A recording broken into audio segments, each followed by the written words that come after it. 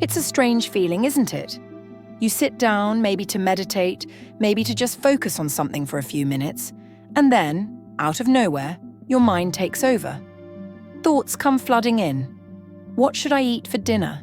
Did I lock the door? Why did I say that thing yesterday? And before you know it, you're caught in the whirlwind of your thoughts, and you wonder, how did I get here? It's almost like your mind has its own agenda, right?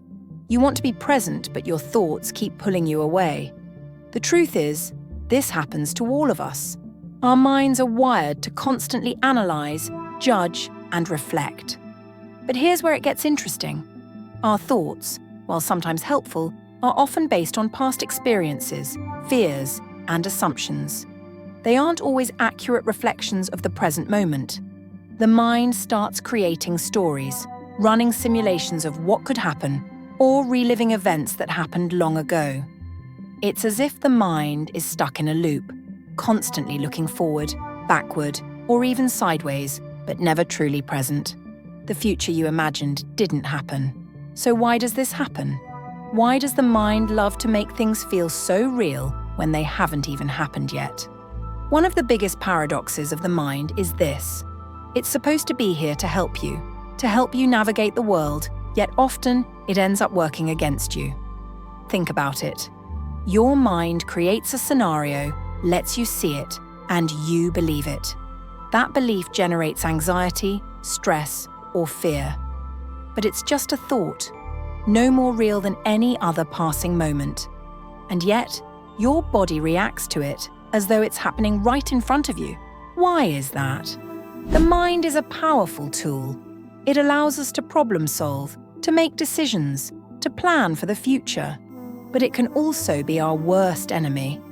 And what's even crazier is that most of the time, we don't realize that we're the ones feeding this cycle. Our attention, our energy, is constantly drawn to the mind's noise, but we don't always stop and realize we're not obligated to engage with it. This is where the real issue lies. The mind thinks it's in control. It believes that its constant chatter is helping us, that its ability to replay scenarios and predict outcomes is for our benefit.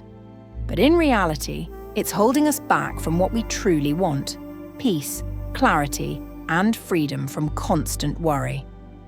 What's happening here is that we've become so used to identifying with our thoughts, we assume they're the truth. But if you take a moment to step back, you'll see that they are not truths. They are just stories we've created. Think of the last time you really felt like your thoughts were controlling you.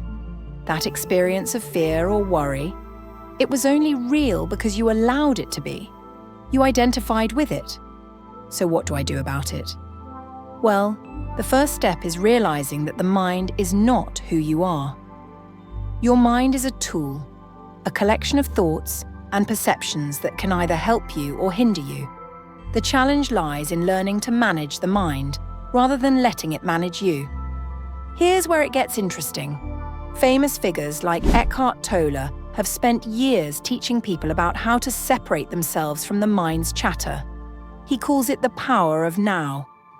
What Tolle talks about is that when we stop identifying with our thoughts, we can experience life without the constant need to analyze it, judge it, or worry about it.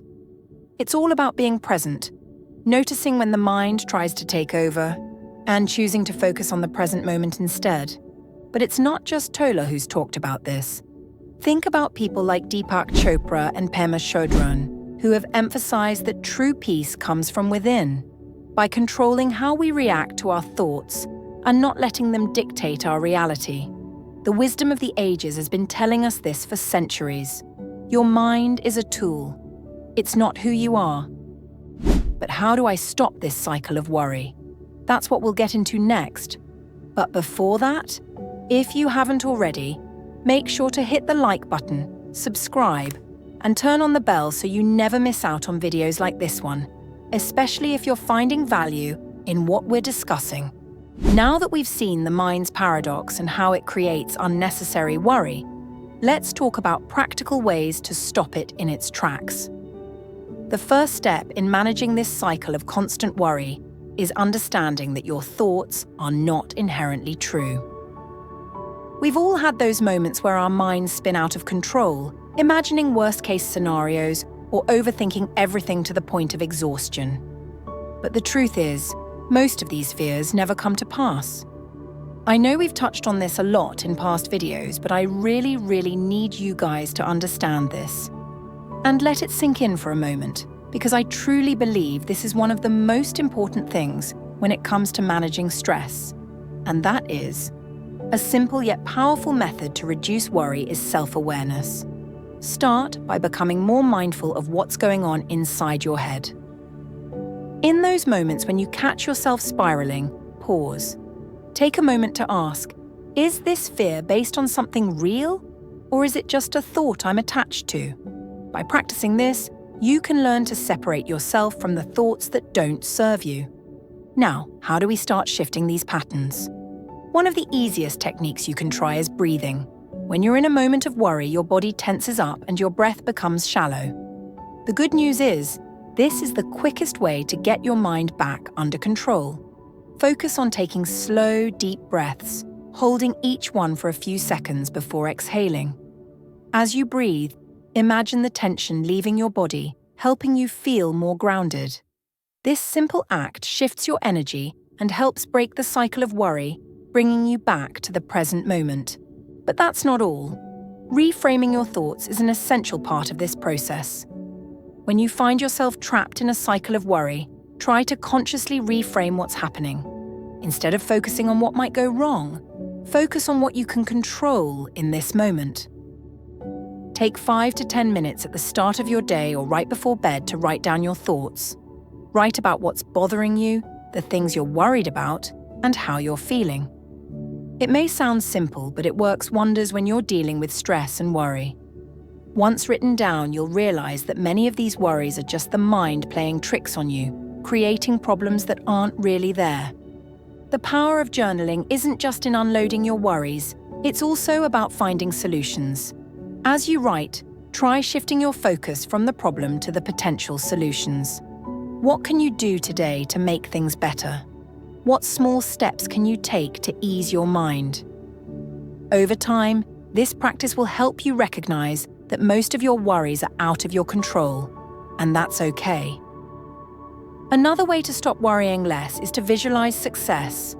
Imagine yourself in the situation you're worried about, but instead of thinking about how things might go wrong, picture yourself succeeding. Visualize your calmness and confidence. When we focus on the positive, it trains the mind to work towards success rather than failure, shifting your focus from fear to capability.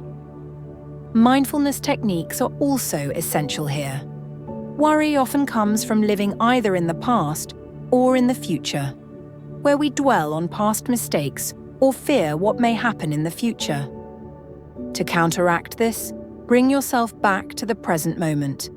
Practice simple mindfulness exercises like focusing on your breath, listening to sounds around you, or even feeling the texture of something in your environment. These practices immediately ground you in the present moment, away from thoughts about things that may never happen. One last point. Stop judging yourself for worrying. It's a common habit to get frustrated with yourself when you feel overwhelmed by worry. But these feelings are natural.